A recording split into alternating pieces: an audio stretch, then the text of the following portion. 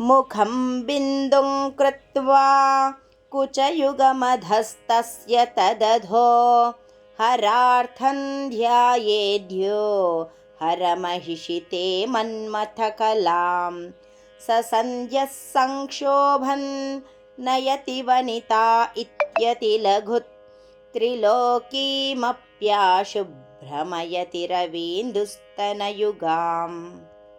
బిందుస్థానమును ముఖముగాను దానికి కింద భాగమును కుచయుగముగాను ఇంకనూ క్రిందగానున్న హరార్థమును శక్తి లేదా త్రికోణమును లేదా యోని రూపమును ఏ సాధకుడు ధ్యానించునో ఆ ధ్యాన ఫలితంగా కామాసక్తులైన స్త్రీలను చిత్తక్షోభమునకు అనగా కామ విషయమై కలవరపడినట్లు చేయుచున్నాడు. ఇది ఏమంతా లెక్కలోనిది కాదు. ఏలననగా ఆ సాధకుడు సూర్యచంద్రులను స్థనములుగా కలిగిన త్రిలోకిని అనగా స్వర్గ మర్త్య పాతాళ లోకములనెడు స్త్రీనే శీఘ్రముగా భ్రమింపచేయుచున్నాడు కనుక.